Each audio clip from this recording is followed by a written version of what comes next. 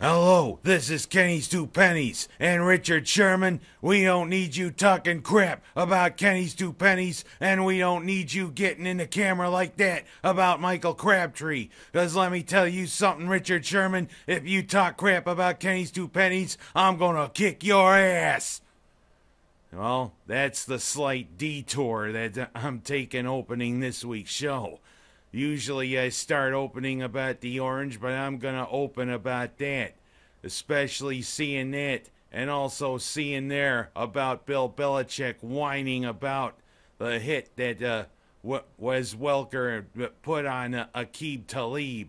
I mean, it just seemed as though the NFL championship games was all about sideshows rather than being about the actual games. I mean, yeah, they were good games. Especially watching the old gunslinger, meaning Peyton Manning, work like with precision going against the Patriots, throwing for 400 yards and leading Denver to a pretty decisive, even though the score didn't show it, a 26-16 win over the Patriots. And of course, that great exciting NFC championship where it wasn't decided until that final play. Colin Kaepernick nearly led the 49ers to a go-ahead and winning touchdown, but Sherman, before he made a fool of himself, tipping that pass intended for Crabtree in Seattle intercepting. So that's what's going on with the Super Bowl. It's going to be the old gunslinger, Peyton Manning, versus the young gun, Russell Wilson, who is just like what Tom Brady was 13, 14 years ago, lightly regarded coming out of college, not selected till a mid or late round, but showing he belongs in the NFL.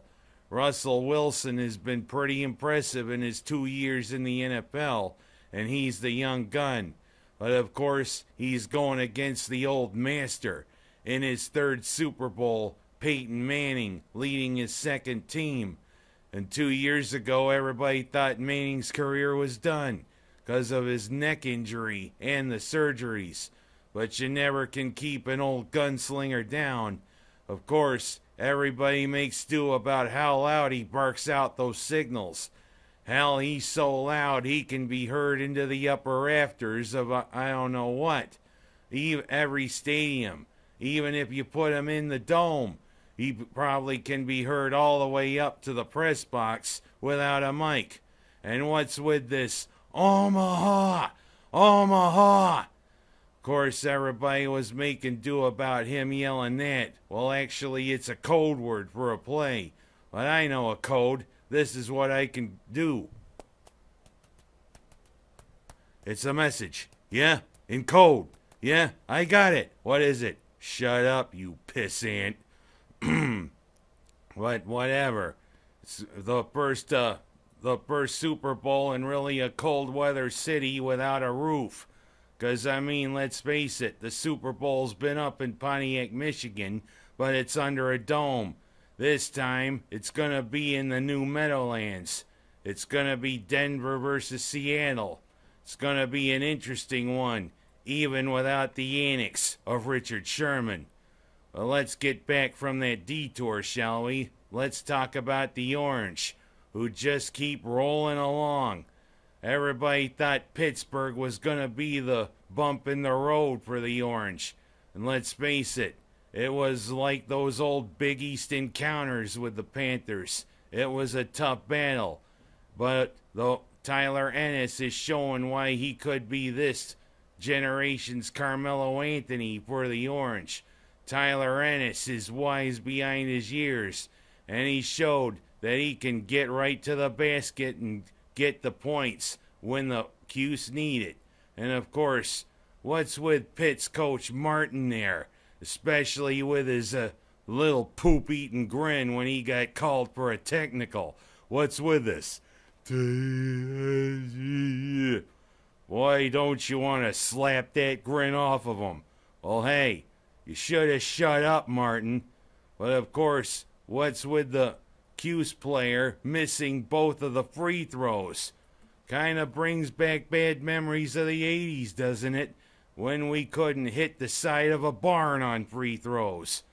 With 2 free throws and we foul up the ensuing possession. But we held on there near the end of the first half.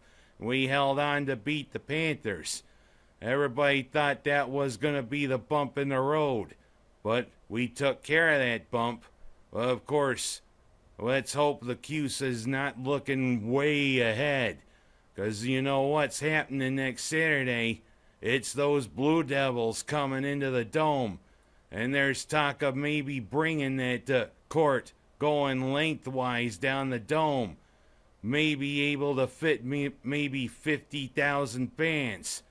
Boy, wouldn't that be something? But I digress. They're probably going to keep the court the way it is. But as I said, let's not look too far ahead. We still got 2 games before. We got Miami this Saturday and Wake Forest down in Wake Forest before we take on the Blue Devils. And I've always called Wake Forest one of the little brothers to North Carolina and Duke. North Carolina State being the other little brother. They always seem to be in the shadow of those two.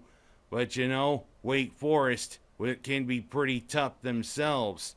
Hence, probably their most famous basketball alum, the diminutive Muggsy Bogues. He was a great player for the Demon Deacons, and he was a pretty good player in the pros. Nice long career. He showed you didn't need to have height to be a good player. Well done, Muggsy, and well done, Orange, beating the Panthers. And while I'm on the subject of the Dome, there have been reports that are saying what Syracuse might want to do with the football program in order to try to get new recruits. And that, better recruits, that is. And that includes maybe going to a new home. Reports are saying that the Teflon roof on the Dome is going to last another 10-15 years. And at the end of that, there may be thoughts that maybe the Orange might want to build a new stadium. So, gag me. I just wonder what I'd do without the Dome. The Dome's been part of me being a huge Cuse fan pretty much all my life. That Dome was built when I was 9 years old. It's pretty much all I have ever known. Oh, I knew a little bit about Archibald Stadium, being that it looked like the Roman Colosseum and all. But I mean, to think, the Cuse maybe without the Dome.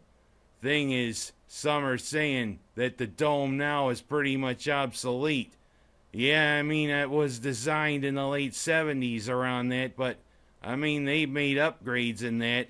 The Dome's part of me. But of course, if it maybe tries to help the Orange get better recruits, well, you know, there's been a couple of things I've always complained about the Dome, especially early season. No AC. You go in there for an August or early September football game and you're sweating your butt off.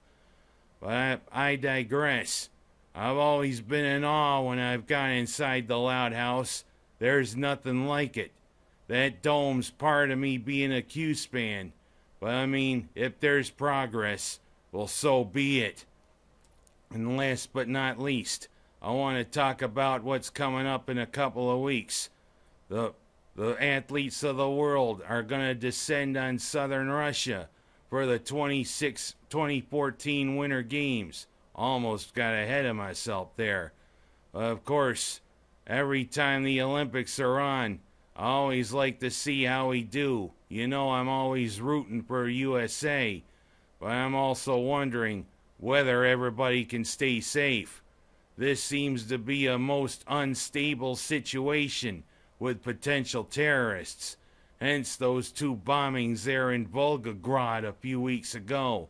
Plus also reports that maybe a bomber who's known by the nickname of the Black Widow is probably going to be there in Sochi. She may have already slipped past that ring of security. Well, you know what?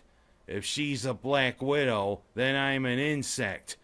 But she doesn't have to bug me too. But I digress. I'm hoping for a safe Winter Games for our athletes, and hopefully the U.S. can come out on top in the medal count.